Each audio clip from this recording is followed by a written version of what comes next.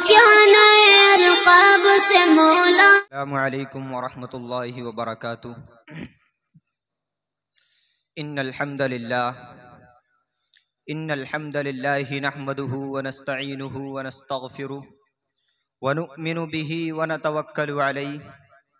अम्मा बाद फ़अऊज़ु बिल्लाहि मिनश शैतानिर रजीम। बिस्मिल्लाहिर रहमानिर रहीम। इन्न हाज़ल क़ुरआन यहदी लिल्लती हिय अक़वम। सदक़ल्लाहुल अज़ीम। क़ुरआन तेरी रहमत का दीवान नज़र आया, आका तेरी सूरत तेरी सीरत का उन्वान नज़र आया। माज़ाग़ हैं आँखें तो वशम्स है चेहरा, क़ुरआन के चेहरे पे क़ुरआन नज़र आया। मेरे वाजिबुल एहतराम हज़रात असातिज़ा इकराम, हकम साहिबान और मेरे हमदरसा साथियों, आज मैं आपके सामने जिस मौजू पर लबकुशाई करना चाहता हूँ वो है अज़मत क़ुरआन। क़ुरआन मजीद वो अज़मत वाली किताब है जिसके अंदर किसी शक व शुबा की गुंजाइश नहीं। क़ुरआन मजीद जिस ज़ात की तरफ से नाजिल हुआ वो ज़ात भी ऐसी ज़ात है, उस ज़ात के अलावा कोई इबादत के लायक नहीं। वो वहदहू ला शरीक लहू ज़ात है। क़ुरआन मजीद जिस पैगम्बर पर उतरा वो ऐसा पैगम्बर है जो तमाम अम्बिया का सरदार है, कि जिनकी पूरी ज़िंदगी में पूरी इंसानियत के लिए ज़िंदगी गुजारने का नमूना मौजूद है। क़ुरआन मजीद जो फ़रिश्ता लेकर आया वो तमाम फ़रिश्तों का सरदार है। वो ऐसा फ़रिश्ता है रब्बे कायनात के नज़दीक मर्तबे वाला है।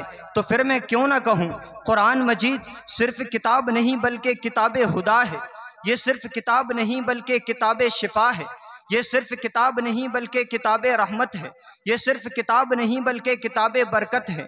ये सिर्फ़ किताब नहीं बल्कि किताब सीरत है। ये सिर्फ़ किताब नहीं बल्कि किताब सवाब है।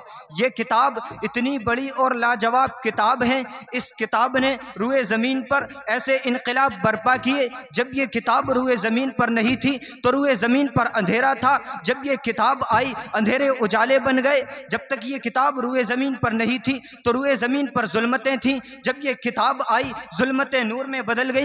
जब तक ये किताब नहीं थी दुनिया में कुफ्र था। जब ये किताब आई इस्लाम के डंके बजने लग गए। जब तक ये किताब नहीं थी दुनिया में शिर्क था। जब ये किताब आई अल्लाह की तौहीद के डंके काबे की दहलीज पे बजने लग गए। जब तक ये किताब नहीं थी अबू बकर तब भी था, लेकिन अबू बकर इब्न कुहाफा था। जब ये किताब आई अबू बकर सिद्दीक़ अकबर बन गया। जब तक ये किताब नहीं थी उमर तब भी था, लेकिन उमर बिन खत्ताब था। जब ये किताब आई उमर फारूक आज़म बन गया। जब तक ये किताब नहीं थी उस्मान तब भी था, लेकिन उस्मान इब्ने अफ़्फ़ान था। जब ये किताब आई उस्मान ज़ुन्नुरैन बनकर जामिउल क़ुरआन बन गया। जब तक ये किताब नहीं थी अली तब भी था, लेकिन अली इब्ने अबी तालिब था। जब ये किताब आई अली अली मुर्तज़ा बनकर इमामुल औलिया बन गया। जब तक ये किताब नहीं थी मुआविया तब भी था, लेकिन मुआविया इब्ने अबी सुफ़ियान था। जब ये किताब आई मुआविया कातिब क़ुरआन बन गया। जब तक ये किताब नहीं थी तो बिलाल हबशे का आम गुलाम था, लेकिन इस किताब को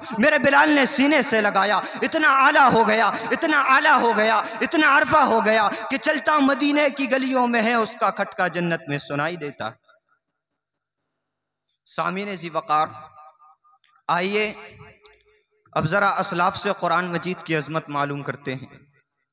किसी ने इमाम आज़म अबू हनीफ़ा से पूछा, इमाम साहब आपने कुरान को कैसा पाया? उन्होंने कहा, मैं अब तक कुरान मजीद से हज़ारों मसाइल निकाल चुका हूँ, मगर अभी भी कुरान का माना पूरा नहीं हुआ। किसी ने इमाम गज़ाली से पूछा, इमाम साहब आपने कुरान को कैसा पाया? उन्होंने अजीब बात कही। उन्होंने कहा कुरान आसान भी है मुश्किल भी है। आसान तो इतना है किसी भी 8 साल के बच्चे के सीने में उतर जाता है, महफूज हो जाता है। मुश्किल इतना है 1400 साल से मुफ्तियान मुफस्सिरीन कुरान में गोताज़न हैं, लेकिन अभी तक कोई भी इस मोती को हासिल करने में कामयाब ना हो सका। किसी ने इमाम अहमद बिन हम्बल से पूछा, इमाम साहब आपने कुरान को कैसा पाया? उन्होंने अजीब बात कही। उन्होंने कहा, एक दफ़ा मैंने ख्वाब में अल्लाह की ज़ियारत की। मैंने अल्लाह से पूछा, ए अल्लाह तुझे सबसे महबूब चीज़ कौन सी है? जवाब मिला कुरान। फिर मैंने पूछा, फ़हमन औकाना बिला फ़हमिन, समझ कर पढ़े तब तुझे पसंद या बग़ैर समझे पढ़े तब तुझे पसंद? जवाब मिला